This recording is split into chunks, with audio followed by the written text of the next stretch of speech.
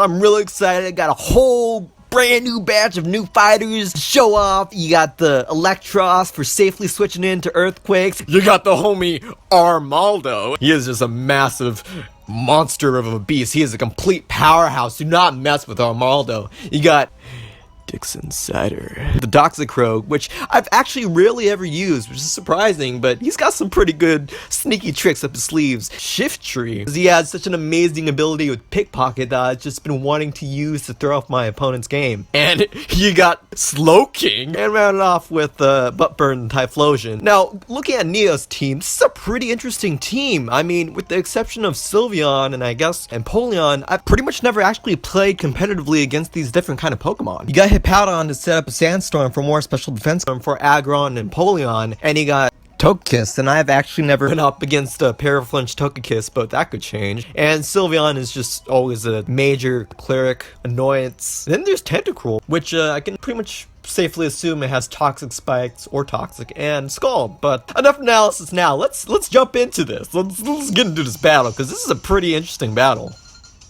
Alright, so he leads off with Hippowdon to set up a Sandstorm for his team. I'm not too keen on taking an Earthquake with any of my Pokemon, so I lead off with my levitating Mr. Elio Girl Electros.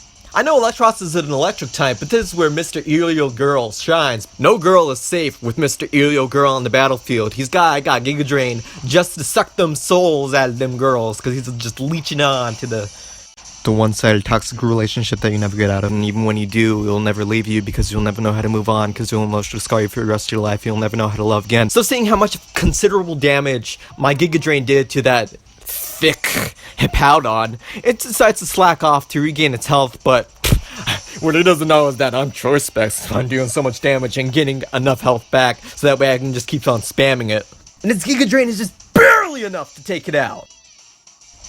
So what choice left you have is to go for another Fire Fang, but hey, I'm getting health back, I'm doing considerable damage, and it's wasting off the Sandstorm turns, so I'm good. Hippowdon goes down, he sends out Aggron to take advantage of the Sandstorm while it still lasts. So I switch out because I know my Giga Drain won't do as much damage as it does to a Hippowdon. And I go to the one, the only, it's your boy, Armaldo!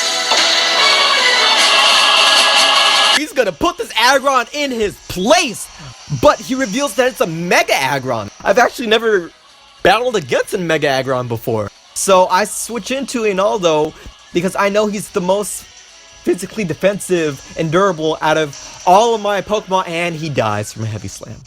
What?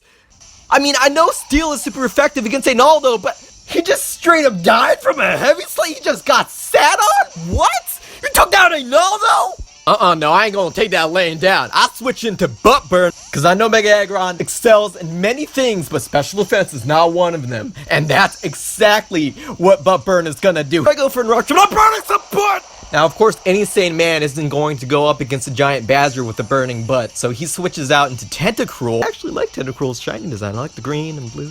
And it doesn't do enough because Tentacruel is really bulky in special defense. So I'm locked into Eruption with my Choice Scarf. I switch into Dixon Cider, predicting the water attack because I got dry skin, which makes Dixon Cider immune to water attacks. And of course he switches out because he's not buying what I'm selling. I'm not buying what he's selling either because I knew he was going to switch out, but I wasn't entirely sure, and I didn't want to go for a poison move because he has 2 steel types on his team. I go for a Fake Out, and then I go for a Drain Punch, and it did considerable amount of damage. He goes for a knockoff, but you just revealed my trap card. I am carrying an item, but that item is a Z move. I go for another Drain Punch, and it's like that Empoleon was never here, so that's one less steel type I have to worry about. He then goes into Togekiss, so that way he can get off an Air Slash Paraflinch or whatever.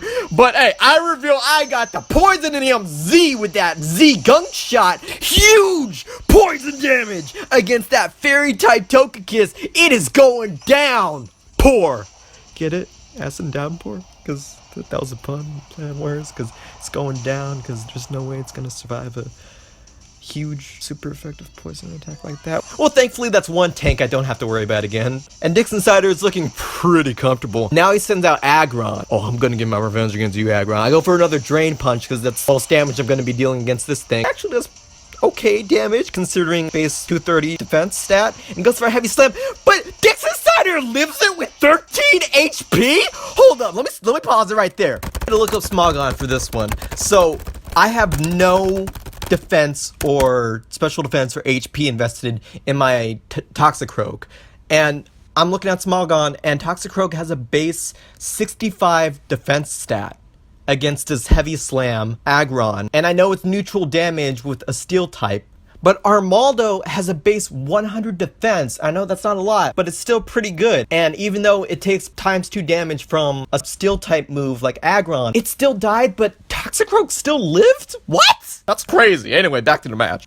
Just thought I'd point that out.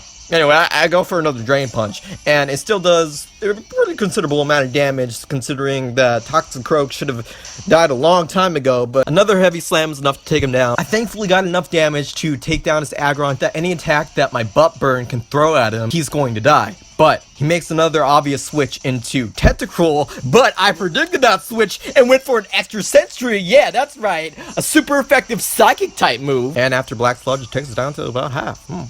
I go for another Sentry because, I mean, what is he gonna do? Switch or something? It just is barely enough to put it out. He goes for a Skull, but Butt Burn just takes that like a champ. Whoa, 65 HP. Now he finally realizes the predicament he's in right now, so he finally switches into Sylveon, oh boy, and saves his Tentacruel for later. And yep, it has Protect and Leftover, so it's pretty safe to assume it's a Cleric with Pixelate Hyper Voice as his main attacking move. I continue to stay in, hoping that I get a flinch from Extra Sentry, but that damage just isn't cutting it out, and I'm too scared to take a Pixelated Hyper Voice on any of my other team members, so I'm just forced to stay in and do as much damage as I can with Extra Sentry. But Butt Burn, he's still hanging in there strong, just barely doing enough damage. It's pretty much just like pecking Sylveon on cheek with its mind, I guess. Is that how it works? And I've decided I'm done playing games too. I switch into OBUNGA, the Slowking. Yeah. Now, I probably should have switched into Slowking so that way I could save more HP on my Typhlosion, because my Slowking has the Regenerator ability, so that way I could switch out if I take down a Sylveon, but I'm kind of dumb. Yeah, I probably should have taken their abilities into consideration, but boy, the ignorance of abilities doesn't stop there. You'll see. So of course OBUNGA does what it does best and goes for a Trick Room because it's so slow. God dang it! I should have named it Slowbunga. That would have been more clever. Oh, God dang it, I'm gonna have to write that down for later. Do the splash card again! I go for a Skull, and I get the bird! Ooh, OBUNGA is just burning things left and right. Slowbunga. Gonna have to remember that for later. And Sylveon goes for the Wish. Now this could go either two ways. Either Sylveon is gonna stall it out, which it's doing right now, so that way it can get its own health back up, or it could switch out and give that Wish support to someone else. And it's just stalling it out. We're gonna have to see. Slowbunga ain't having that. He's still going for a Scald, and it reveals its last move slot. It has Heal Bell, so that burn is gone. I keep stalling, I keep doing more damage to myself, and it's still burned again. So I'm putting in that money, putting in that work, getting that bread, getting that tax money. He's coming for Yoshi next. Commit tax fraud and you're dead. And it lived, just barely lived. 8 HP. Man, I should really switch out, but I'm too scared to switch out into anything that may not take and Hyper Voice that well, but I switch out anyway because I have no other choice. I'm gonna have to need my Slowbunga for later, and I switch out into Itapupu, and I take a Hyper Voice, knocking me down to my Focus Sash. Now, if you don't read the fine print like I do, you think that Itapupu's Pickpocket ability should activate since I lost my item. But no, it's the other way around, because as you can see, I went for a fake out trying to steal Sylveon's leftovers, but it didn't activate. Now let me pause it right here. If we go to Cerebi right now, alright? So, Pickpocket is an ability that activates when you don't have an item, and the attacker with an item attacks you, then you get to steal their item. I thought it was the other way around. I'm just a big old goof. So, I'm sitting here like a dang fool, and this man's like, why'd you bring a Shift Tree out into a field against a Sylveon? And I'm like, you know what, shut up! So I knock off its leftovers, and it's just barely enough to Take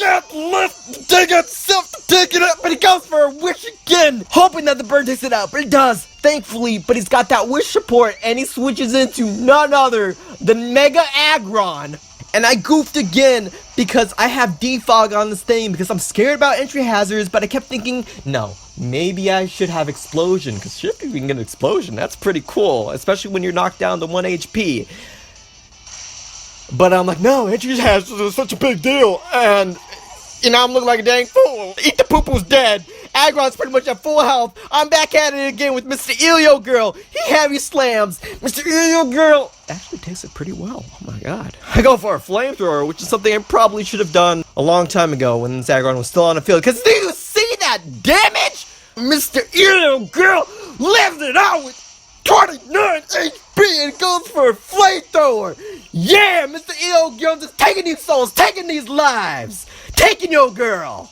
He goes for a tentacruel. I'm not fast enough to outspeed and attack this thing, so it takes me out. I'm back at it again with my Slowbunga, which I should have kept switching in and out again, so that way I'd have more HP. It is 1-on-1. Slowking versus Tentacruel. Slowbunga, Obunga takes this skull very well, and I go for a Shadow Ball just in case for the bulky water and or psychic types. And I just barely live it from the Life Orb recoil with 34 HP left.